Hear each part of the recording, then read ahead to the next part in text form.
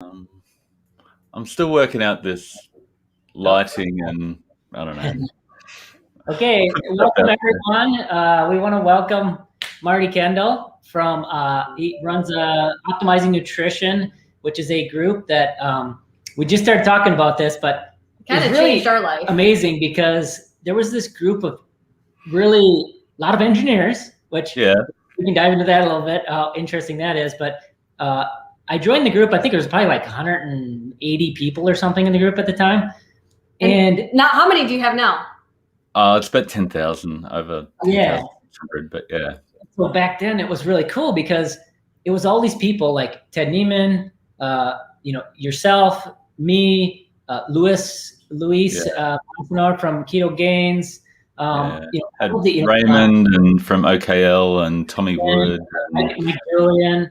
Mike Julian just kept blowing my mind. Everything he said, oh wow, I've got to get my head around that.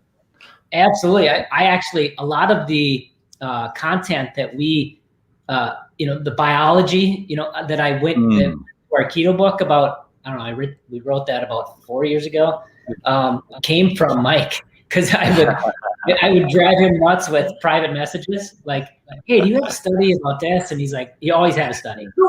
Like we were trying to search the knowledge, because I remember when we first, were writing, everybody was like, Maria, you would need to add more fat. The pure protein days are wrong because they turn into sugar, and you need to be high fat, lower the protein.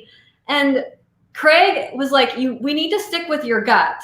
And that's why we kind of ventured into your space. Yeah, cool. Oh, wow. Yeah, keto has moved a lot over the years, and I suppose we all jumped in on that. More ketones are better, and add the fat, and maybe if you just eat fat, you can turn off your insulin and you'll disappear like a type 1 diabetic. And that's what I believed. That didn't work for me. I just blew up. So it's been an interesting journey to unlearn that and try to understand how it really works. And I've just had the,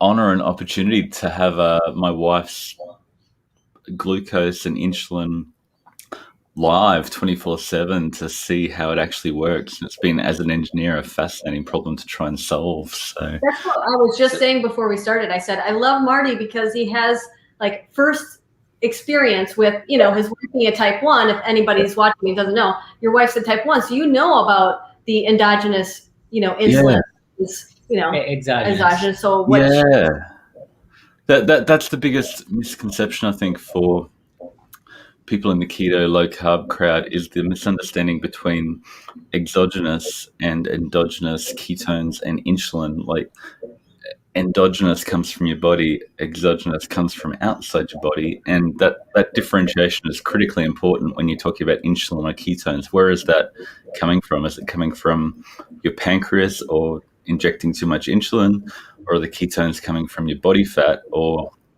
the extra dietary fat or exogenous ketones just jammed into the system, and you're just creating an energy toxicity? So anyway, we'll get onto that later.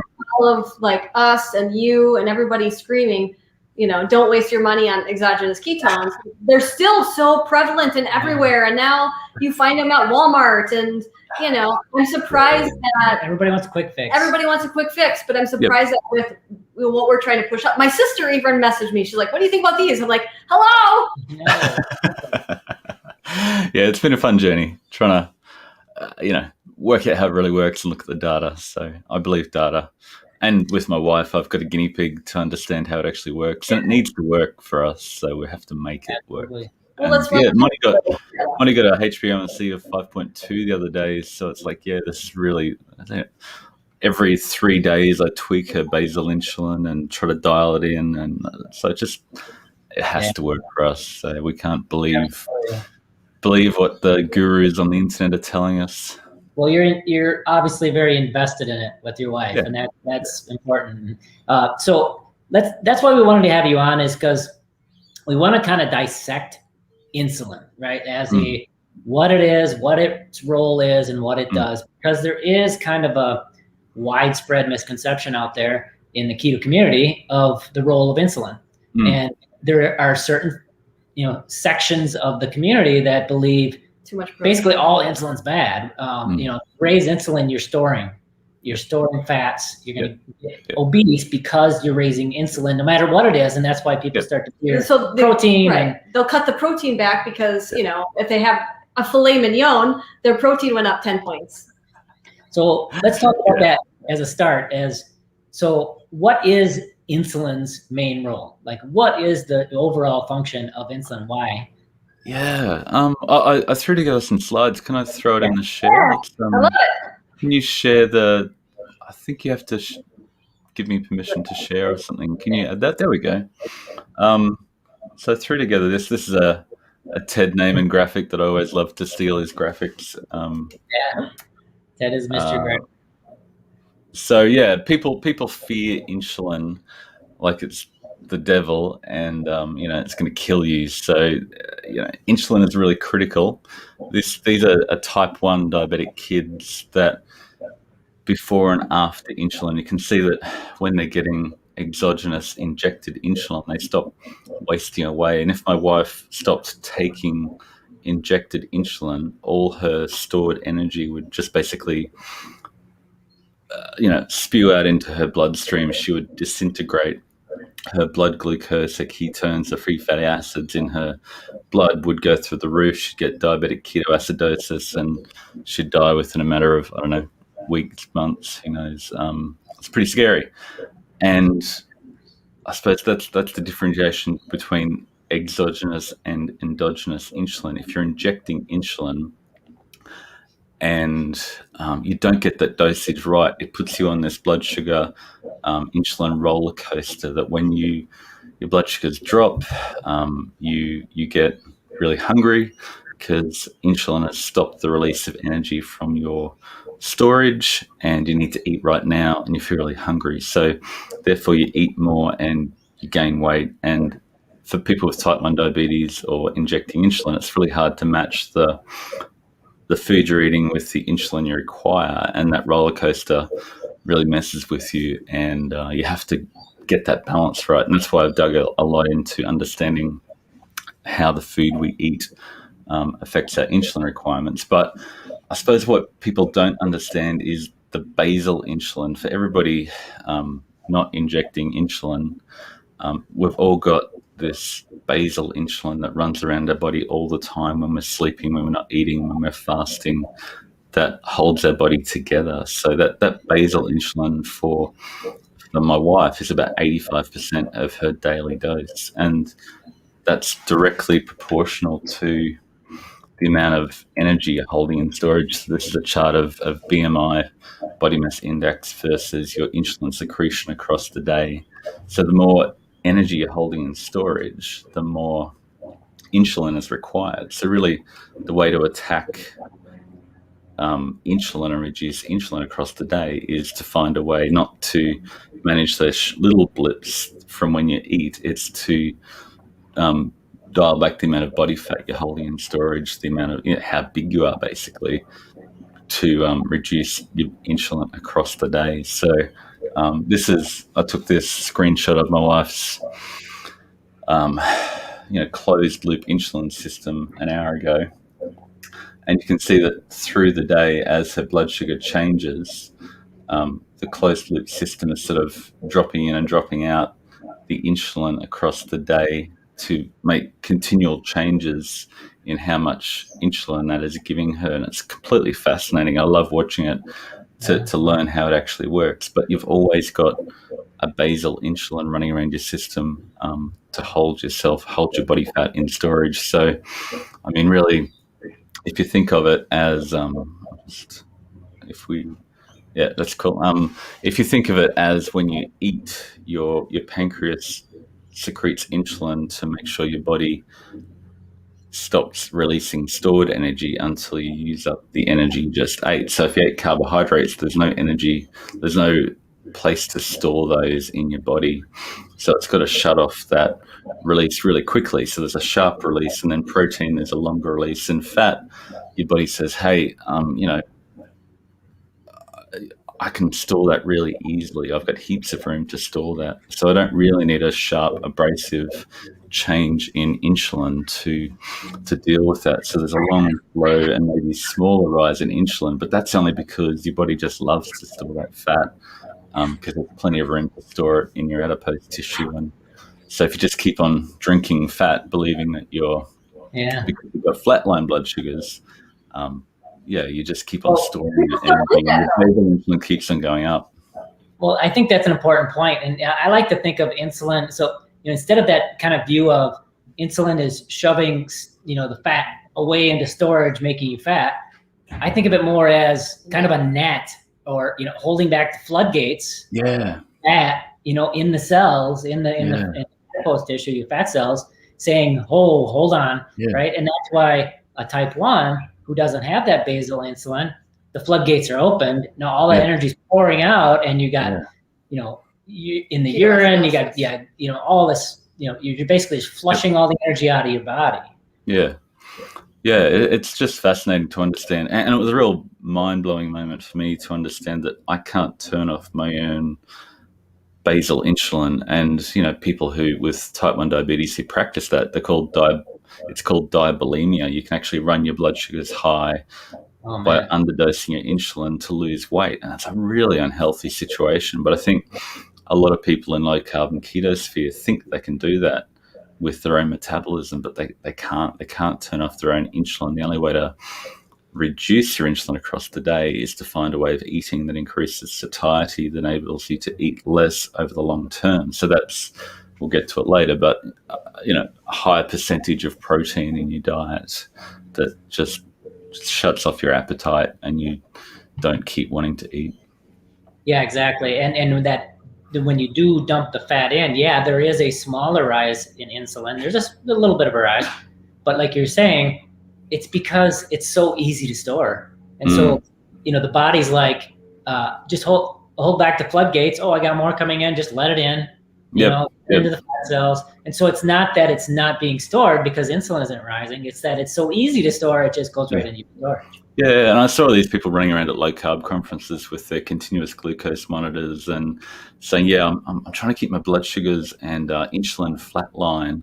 So I'm just drinking buttered coffee and MCT oil and trying to, I'll lose weight. And you look at them and they're just blowing up like I was when I was, jamming in all the extra fat into my diet. And you just go, I don't think it's working for you, dude. Let's rethink how this is actually working, because just jamming in more energy into the system leads to eventually energy toxicity, which is the upstream thing that we need to manage insulin toxicity. Everybody's talking about insulin toxicity. You have to minimize insulin, but it's energy toxicity you've got to manage.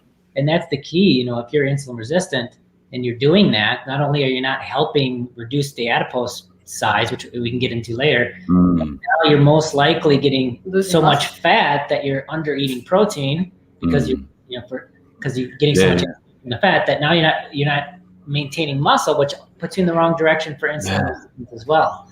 It's absolutely the wrong thing to do. And people think if I eat protein, it'll turn to glucose and raise my blood sugars, and I need to get stable blood sugars. But what's happening there is, if you're leaching glucose into the system from protein, it just means you need more protein and less fat. So you reverse your insulin resistance so you can hold that protein in storage. Otherwise, you'll just crave more and more protein and eat more. So the lower percentage protein just drives you to eat more and exacerbate the insulin resistance and obesity, and you'll become more diabetic the more you reduce protein and fear protein. And that's been massive in the keto sphere for the last 5 years. And, gluconeogenesis is the devil, and it's just like, no.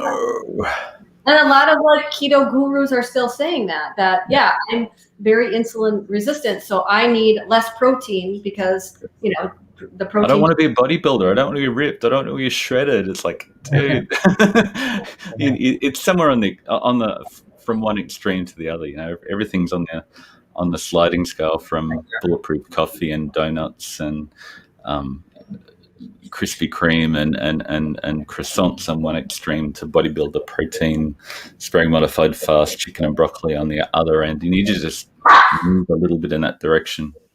And that's the thing. We want to be very clear that we're not saying don't eat any fat. We're not saying that. We're saying that you do not need to, and we don't recommend drinking, bulletproof coffee. We're talking about eat a plate of eggs instead, where you're going to actually get some nutrients, because that's what we always. I love that it's all about optimizing nutrition, because nutrients come in that animal protein. And that's where the most nutrient dense foods are. It's not in the butter. It's not in the MCT oil. It's empty calories. The 20 plus years that we've been doing this, we've always from the beginning said, chew your food. Chew your food, whole foods. From the beginning, because we know it's the nutrient density, and that's what you want.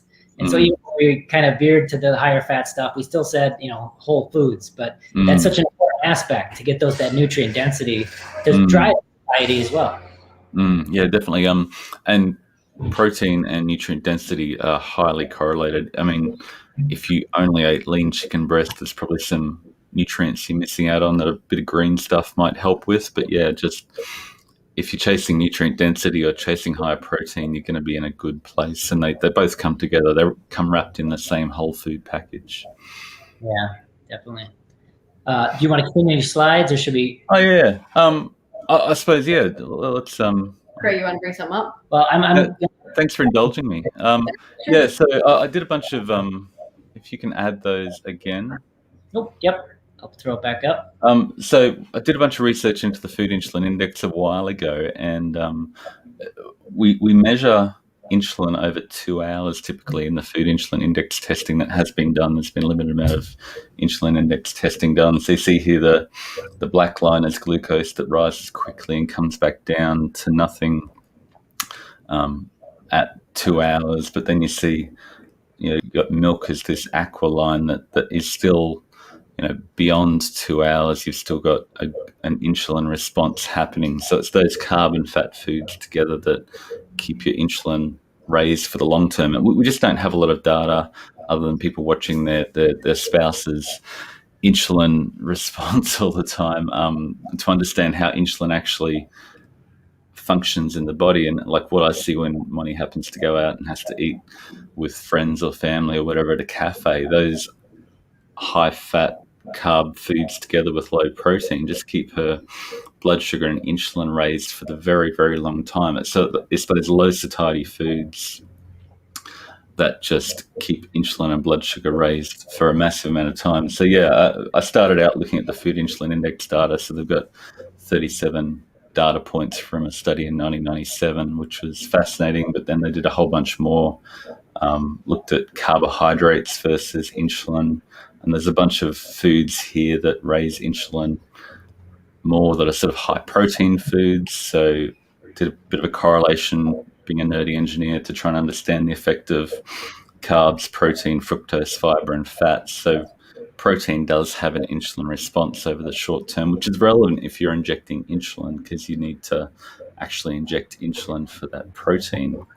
But for the rest of us, we're really trying to manage the overall long-term insulin response, which comes back to satiety and macros. So this is our analysis of MyFitnessPal data from 500,000 days of people logging in MyFitnessPal. And the more protein you're eating in percentage terms, the less you eat over the day. And both carbs and fat have a negative effect on satiety, basically. So the more carbs or fat you're eating, the more you tend to eat.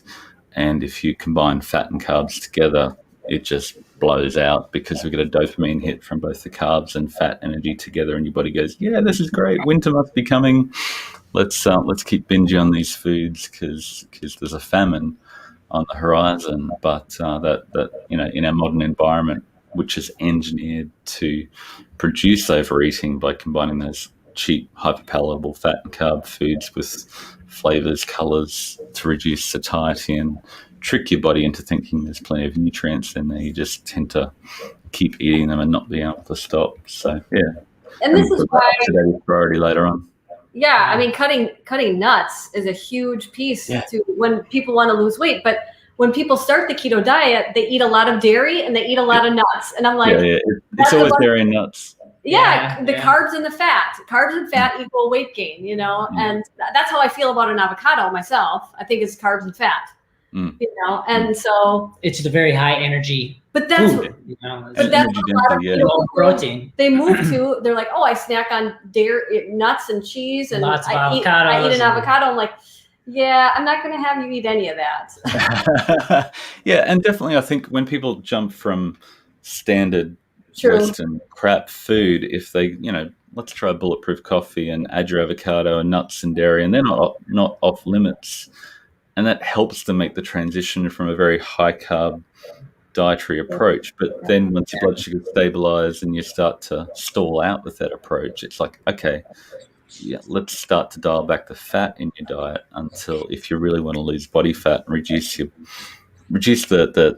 root cause. Really low carb manages the symptom of blood sugars, but dialing back your body fat manages the root cause and enables you to be insulin sensitive and metabolically flexible again. Yeah, exactly. I'm trying to pull up here. Sorry, I've got a couple images I wanted to share. Yeah, and I got maybe we'll save it for another time. Yeah.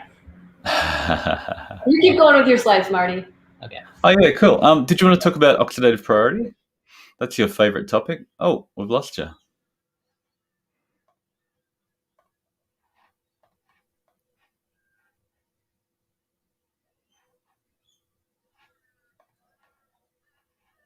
Hello, Craig and Maria.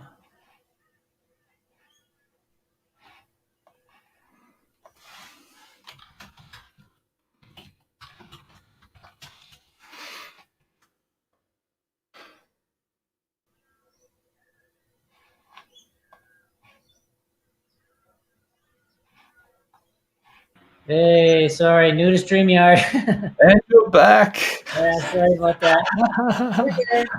So if you did, maybe you can talk about oxidative priority in terms of alcohol ketones. Yeah, so let's talk about oxidative priority. Yeah, so if you bring up my screen share. There you go. There we go. Yeah, so your favorite topic and my favorite topic that really helps us understand how to manage diet is the oxidative priorities. So, you know, alcohol has to be burnt off first because there's no storage for it. Ketones, which usually happen in an energy deficit other than the creation of exogenous ketones, have to be burnt off second. Excess protein, which really for most people isn't a thing, has to be burnt off next, then glucose, fatty acids, and then body fat. So this has been really useful for me to understand that, you know, if you want to attack the body fat, you need to find a way to reduce all of these stacked up in front. So you need to drop the carbs and then drop the fat, and then you can burn your body fat. But at the same time, for satiety, you need the nutrients and protein in your diet, which is a really big deal. And this is one of my favorite slides from Ted Naiman to understand rabbit starvation. Everybody says, oh, what about rabbit starvation? It's like, okay, if you're got plenty of body fat to burn, then it's not an issue. And most of us with 7-Eleven and supermarkets all over the place aren't in a threat of rabbit starvation. But yeah, once you get to your ideal body fat, then start to dial back in some carbs and fat to get the energy you need to do the activity you want to do. And then this is my favorite chart from protein and satiety. So this is from 60,000 optimizers that showed that the higher percentage of protein you eat, the less you eat, basically. So most of us are sitting around the 10 to 15%, which is actually optimum for driving overeating. But as you slowly increase your protein percentage, the less you eat. So we don't say jump from 10% to 60% because it's really hard. That's really hard to do, and your body over the long term starts to dream of donuts and peanut butter and everything. But if you just go from 10 to 15, not getting results, let's go from 15 to 20. Once that stops working, go from 20 to 25. And that's not extreme. It's just dialing it up progressively, and people can learn to do that. And yeah, if you want to jump into a hardcore protein sparing modified fast with 50 or 60%, then it'll work really, really well. And it's been demonstrated in a million ways. We're big fans of protein sparing modified fast because a lot of people have a lot of fat to lose. Yeah, so, and if you want to do it rapidly, then do it. And it's not that hard if you're really obese, because your body just says, okay, I've got the protein, I've got the nutrients I need, let's go. So I want to pull this graphic up quick. Yeah. We made this because we were getting some pushback in the community about protein sparing modified fast. And what I thought was really interesting is these same people that were saying, that's dangerous, or, it's not nearly enough nutrients for your body, and et cetera, also would be the same people that would say water fasting's fine. Do a 3-day water fast, that's fine. Or eat every other day. Yeah. And so I put this chart, I'm like, we've never been fans of fasting for longer than 24 hours because of this very same reason. You're going to lose lean mass. Exactly. And so, I just made this chart. Well, how many nutrients are in a water fast? Nothing. How much, and note how much, lean mass you're going to lose in a 3-day fast. It's going to be over 1 pound, typically, the studies have shown. Yeah. And then this is an example of a protein sparing day from our Art of Fat Loss book. You get steak and eggs for breakfast. You get meatball soup. You get a protein sparing bourbon chicken for the third meal. And guess what?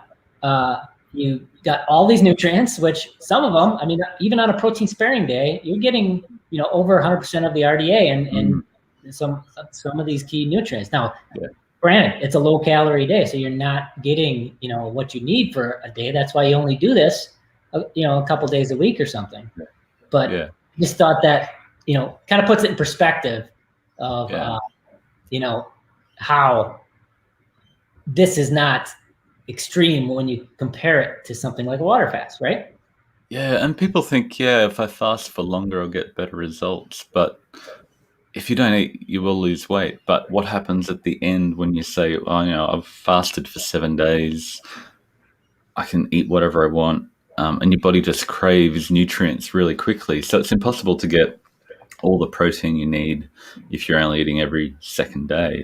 You really need 1 or 2 meals a day. It's really even hard with one. You need 2 meals a day potentially to get the protein you need across the day to actually maximize satiety and prevent loss of lean muscle mass. And if you fast, these people who fast for alternate days and days on end, they often just don't get enough protein. And that can't go on forever. You can't keep losing lean body mass and gaining fat potentially when you refeed. It's not a good place, and your body rebels. Again, back to the insulin resistance, which is what a lot of people are trying to reverse, right? What do you need for insulin resistance? You want to shrink the fat cells and maintain or even grow your muscle. So shrink the fat cells makes the fat cells no longer insulin resistant. They aren't inflamed anymore, which is kind of the cause of insulin resistance. Shrink them, and you reverse that. Having muscle and even gaining it gives glucose more places to go. So, what happens when you fast? You might be losing body fat, but you're also losing muscle. So you're kind of, in the long term, you're not going in the right direction overall to help ultimately reverse that and be strong where protein sparing, you lose the body fat and you maintain the muscle, right? So now you're going in the right direction to quickly reverse that. It's all about that power to weight ratio that you need to manage in the long term, and the metabolic flexibility and reversing insulin resistance, becoming insulin sensitivity. It's just about having more space in your muscles and your blood and your body fat to store energy when it comes in, so it just disappears into there rather than backing up and overflowing into your bloodstream. Yeah, definitely. It's all fascinating as an engineer, isn't it, Craig? It is. We talked about in the beginning. I think this is why there's so many engineers in this space. And I think it's because it's kind of fascinating when you have this kind of data and you look at the body as a system, and it's got these inputs and outputs, and it's really kind of just doing its job. It's doing its best it can. It's just we create situations with bad inputs to make the system kind of break down, right? And that's why in our keto book, I made that disease tree where you have all these inputs, have, sun exposure, diet is a huge input, sleep, exercise, they're all inputs to the body. And when they get off, you get bad outputs. You get metabolic disorder, you get autoimmune diseases, those kind of things. So I like that look at it as a system, as an engineer. I know you and people like Ivor Cummins and Tyler Cartwright and Ted Neiman, we're all former engineers, and I think that brings an interesting perspective. Are all of these charts in your new book, Big Fat Keto? Thanks for the mention. Big Fat Keto Lies was the book that I put out. Bit of an inflammatory title, and as you can see, I'm a big fan of low carb, lower carb, high protein for most people, and it's benefited us massively. But there's a whole bunch of things that I've encountered in my journey that where people fall over, and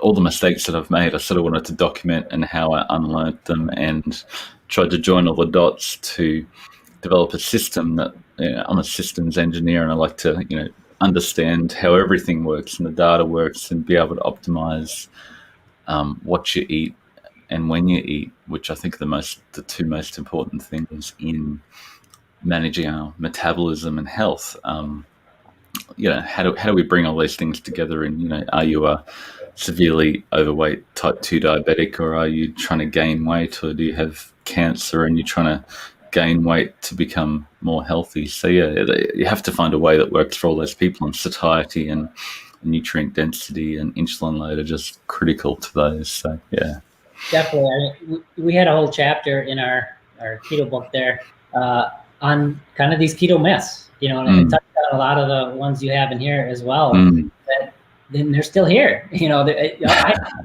thought, when we published this like 3 or 4 years ago, it'd be like, oh, okay, people kind of come around, and now it's in some cases it's even worse. I mean, we've gotten, just this last week, we had, I think, 4 people to come to us who are following some of this advice, that bad keto advice, and just gaining weight. One woman was 300 pounds, and she gained 10 pounds because this person was telling her that in addition to her meat, she should eat 14 tablespoons of oil, like MCT oil, on top of the meat. And when it wasn't working and she's gaining weight, they just said add more oil.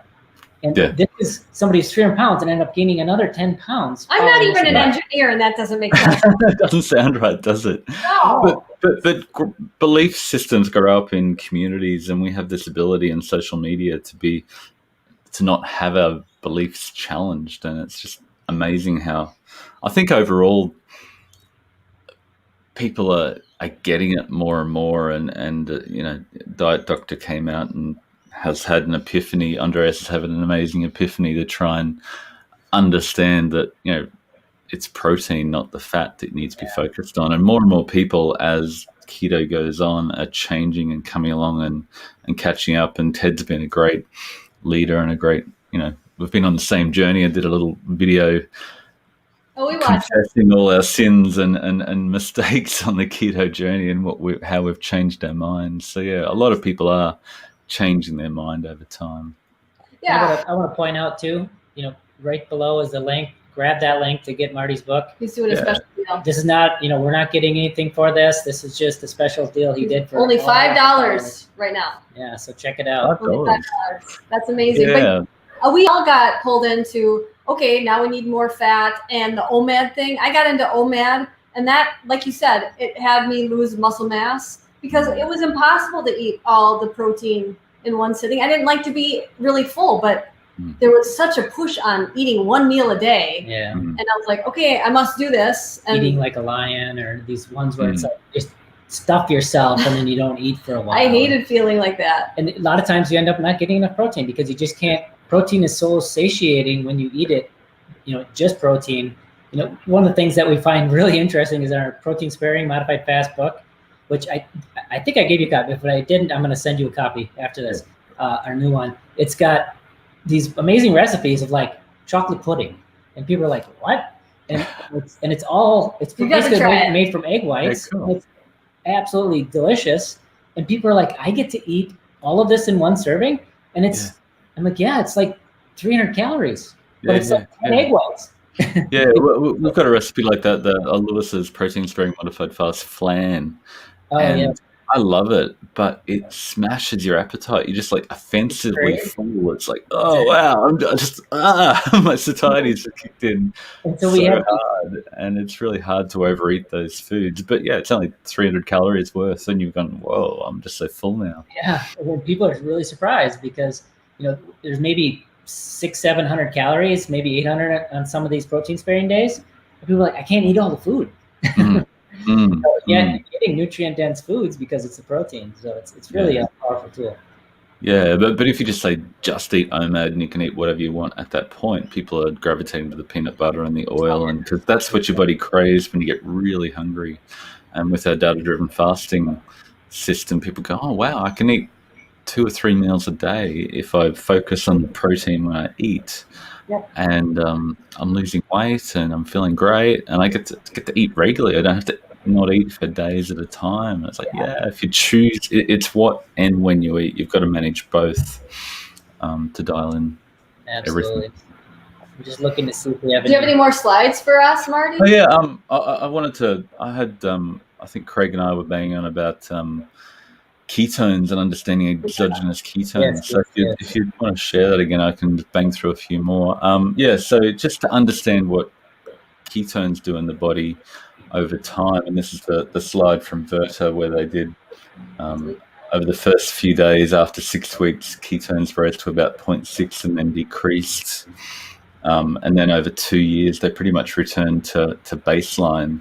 So I think a lot of people were, I need optimal ketosis, and that's the thing. I think the critical thing that the lie that started the keto movement, I called it in the book. Once your ketones start to drop, you go, what do I do now? If ketones are the end goal, I just need to keep on adding more fat to keep my ketones high. But that's the exogenous endogenous thing, and what we see in our masterclass is that after 2 or 3 weeks, ketones start to decrease, whether you're insulin sensitive or insulin resistant. And this was a fascinating thing that I did about 5 years ago that blew my mind when I started tracking my blood glucose and ketones. And you see that people that have the highest ketones also often have the highest glucose in their bloodstream. So they've got this energy toxicity of all the glucose, ketones, and free fatty acids floating around in their bloodstream. But as they decrease that energy toxicity, the blood ketones aren't that high. So if you really want to have, less adipose tissue because you're drawing down on your glucose and fat in your blood, then you just want to find a way to decrease the energy in your blood. And you don't need, maybe have 0.3 to 0.7 ketones and healthy blood sugars rather than really high ketones and really dangerous blood sugars, which can often happen. And the people who get the highest blood sugars tend to have the highest ketones, and that's not a desirable place to be. So yeah, that's the book cover.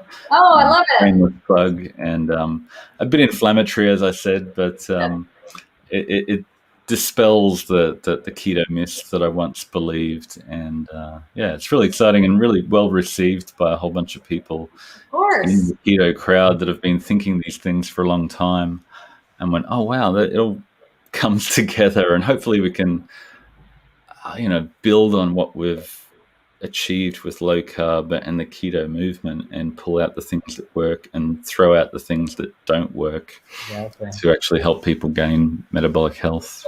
And that's kind of, where we came at this too a while ago, is that we didn't want it to get keto kind of get a bad name with these, dumping MCT oil and everything, with people having, poor results because of it, because we've seen so much success over the years for so many things. The vast majority of our clients, they stick with this lifestyle because they have such huge health improvements. The weight loss is just kind of a bonus. But you have so many people pushing the bulletproof coffee and eat a bunch of butter and bacon and all this, and then you get people like Jillian Michaels saying keto is dangerous, it's going to kill you, it's unhealthy. She's referring to that kind of keto. That's different, and that's why I was kind of happy 15 years ago when we were in our little bubble where people just thought I was the crazy lady. But now with keto, the popularity of keto, people think, oh, that's that dangerous diet she talks about. That's like, Yeah, the real benefit, I think, when people reduce carbs, they eat more protein. And people have attributed the magic of keto and low carb to more fat and high ketones, but it's really because they're eating more protein, more nutritious food, moving away from that danger zone of fat and carbs, and they feel satiated and say it's the fat and ketones that are magical. It's like, no, it's the protein and nutrient density that's actually moving the lever for you, and that's why it's working. Let's double down on that if you need more satiety, more weight loss. So I think this is really enlightening, and I mentioned it in the last video we did, but tell everyone what is happening when you go low protein and your ketones go up versus raising your protein and then your ketones go down. Why is that happening? Sorry, what just say that again. In the context of how the body oxaloacetate and how the body as fuel. Yeah. So I suppose to get high ketones, your body burns fat in the Krebs cycle all the time, and people think, oh yeah, to burn fat, I need ketones, and ketones are the way the body burns fat. But no, the body burns fat all the time. The Krebs cycle is the default citric acid cycle. But if you don't have enough oxaloacetate, which comes from carbs and protein, your body goes, oh, I can't turn the Krebs cycle properly anymore, the citric acid cycle, so I have to go to this emergency backup system called ketosis. So then your body starts producing ketones to feed your brain and other vital organs that can't use glucose effectively because there's none in your system. So it's really, ketosis is a less effective backup mechanism. So to keep on going, I need more ketones, so I'm going to avoid protein and eat more fat. It just doesn't work over the long term. So you look at people who are the most metabolically healthy. All these people, like even Lewis and a whole bunch of other people, were testing their ketones and realizing they're getting 0.3, 0.4.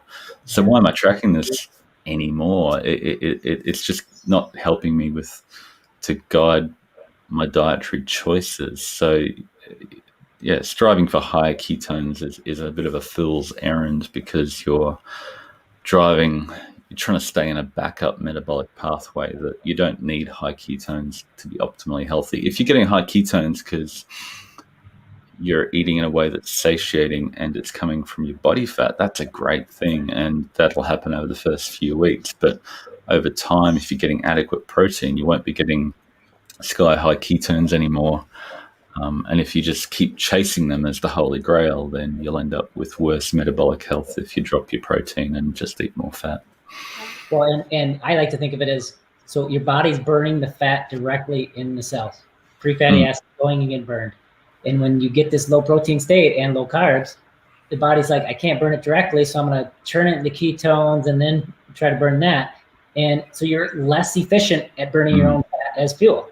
Ketones are high, right? Because you're not burning the fat directly. So.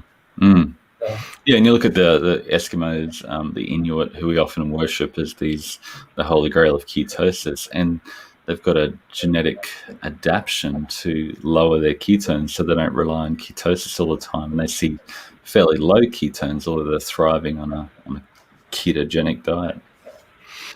That's great. I love that explanation. I'm looking here at a couple of questions that I'm going to grab, if you don't mind, because this one here is, I'm going to put it up. I don't know if the whole thing, oh, there it is. We should finish it. We'll have to go down, but we'll start it here. Question for Marty. Since he has so much experience, my hubby has been a type 2 diabetic 15 years and is now 4 years into a ketovore diet. I think that's keto/carnivore. He stays below 20 grams carbs strictly, probably more than below 10. No avocados, no berries, no tomatoes, no nuts, none of that. He just eats lots of mostly lean meat, as he hates fatty meat and eggs. He eats a bit of hard-aged cheese, a couple olives, and some scallions occasionally. He uses some 100% coconut milk. Let me scroll down and see if I can find for next message. Coconut milk is definitely energy dense, and often if you're not losing weight, that might be a thing you want to reduce. It's got carbs and fat together. Oh boy. She didn't finish her question. She didn't finish her question. So if you want to finish that question, sorry, I thought it was finished. So Paula, if you want to finish that question, we'll get to it. Another one. This one I want to point out. I thought that avocados were good. Yeah, I mean, it depends on your goals, right? Like they're a very low protein, very high fat food. And so if your goal is to burn your own fat for fuel, you need to lower the fat in the diet. So adding avocados is just adding fat. So just, a very high carb too. You cannot subtract fiber to get total carbs. Sorry. You've got to understand your context and goals. Like for people with type 1 diabetes, avocados, they eat tons of them because if they're already lean and really active, they need the energy. So avocados is a great energy source. But if you've got a lot of fat on your body that you want to lose, then you need to dial back the dietary fat. So avocado is a good place to start. The one thing I wanted to add too, when you were mentioning about that, is it's important to also look at goals and context, right? So we're talking about the vast majority of people. You don't want to drive ketones up. That's not a goal. Alzheimer's and like epilepsy, seizure control. Maybe that is the goal, and that's a different situation. So I just wanted to. For Alzheimer's, Parkinson's, epilepsy, dementia, but that's a very small fraction. And most people who come to keto are looking for weight loss and diabetes reversal and metabolic health, and they don't need high ketones to get there. Can you put the book link in the comments for easy clicking? Yes, we can do that. Yes, I will do that. Cool. That'd be great. I love people to check it out. I just want to get the thoughts out there, and I just love that people have responded well to it. Oh, absolutely. Well, you need to get on Diet Doctor so you get, views. Well, because, he, despite what he has been saying in the past, he has a lot of people on his website, and, all tides rise all ships, right? Yeah. So, definitely. I'm really excited to see that Ted's been knocking on Andreas's door for a while, and and it's turning around, and Tim knows. If enough of the keto gurus move on from the keto dogma, the ones that are still, on the hill raving about more ketones and just add more fat will look a bit stupid. So we're getting there pretty quickly, actually. So I'm really surprised at how open people have been to this, but it's not, nutrient density satiety is just critical to any diet that works. But here's a big problem. I was just on a television show in Costa Rica, and it was called Reversed. It's for reversing type 2 diabetes. And I went there to be the keto chef. Yep. I also thought that I was going to be educating people, but there were other doctors on the show. Most people know who they are. And they were saying that eat fatty meats to, satiety, and a lot of them, and that calories don't matter. And here I was sitting in the back being like, can I speak? No. I used to believe that. The doctor title is missing, with my name. And so they all believed, let's eat until we're extremely stuffed of all the foods that Maria's making. And I'm like, well, to say calories are everything is ignorance, but to say that they're nothing is ignorance. Yeah, I just don't think you can. Most people eat to satiety, and even if you try to track your food with a smartphone app and try to stay under some calorie target, your subconscious, your amygdala, your lizard brain, whatever you want to call it, wants to keep you alive. So you'll always eat to satiety over the longer term. But if you change what you eat, your body is satiated and satisfied because you gave it what it needed with less energy. And so calories are really hard to manage as if you're only managing calories. But if you change what you eat to improve satiety and nutrient density, like you said, Craig, people are going, I can't eat all this food. It's like 600 calories, but I can't eat all the food because there's so much of it. It just changes how you approach food. And tracking calories is a bit of a fool's errand, and you outsource your satiety to a smartphone app, and that never works. You need to understand your own satiety and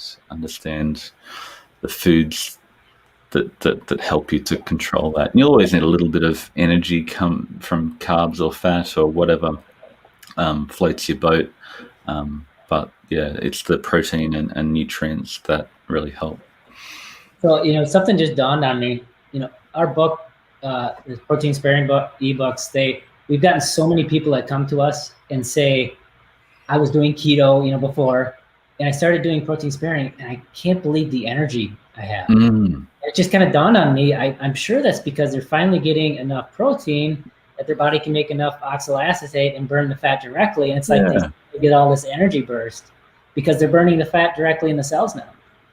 Yeah. And if, I suppose, that energy toxicity situation, if you've got, going back to oxidative priority, if you've got your fat stores are full and then all the energy overflows into your bloodstream, you've got this glucose stacked up, even if you're not eating a lot of glucose in your diet, not a lot of carbs in your diet.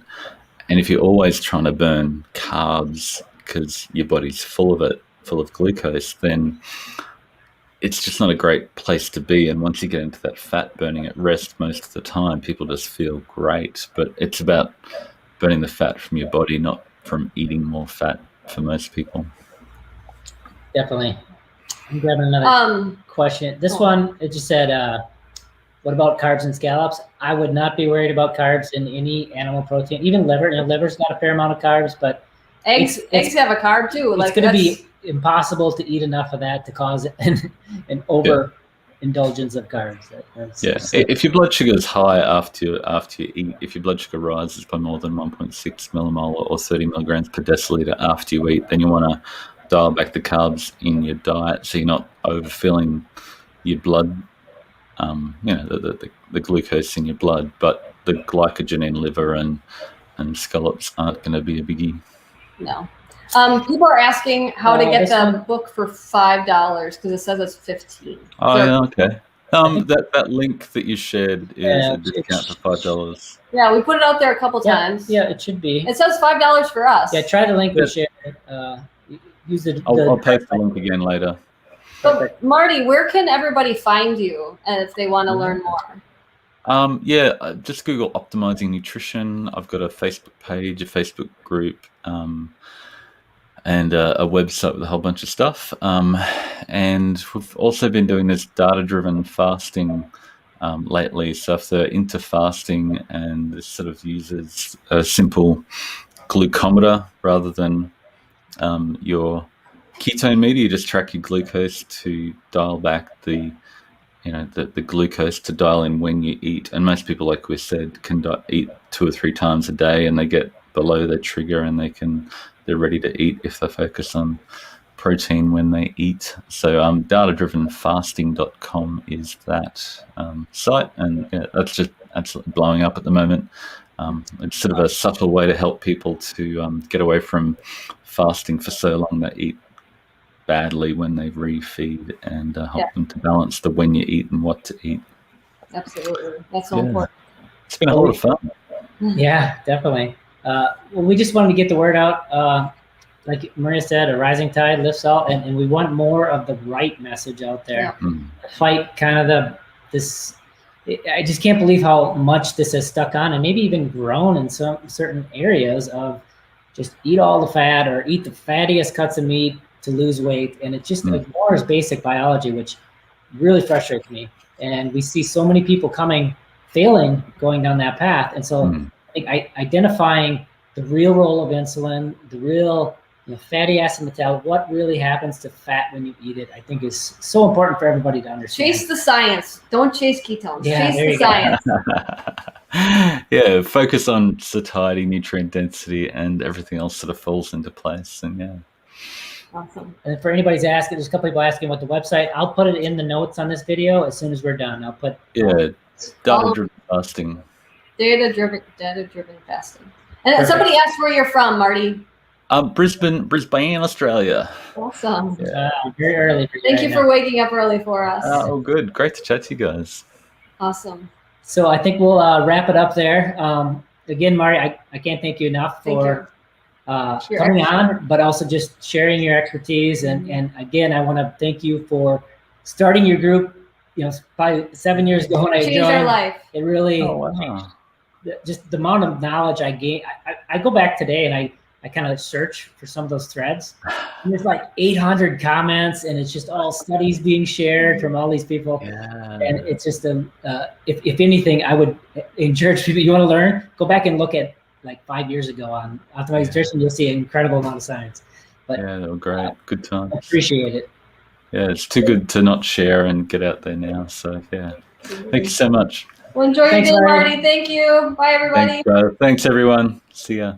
Bye.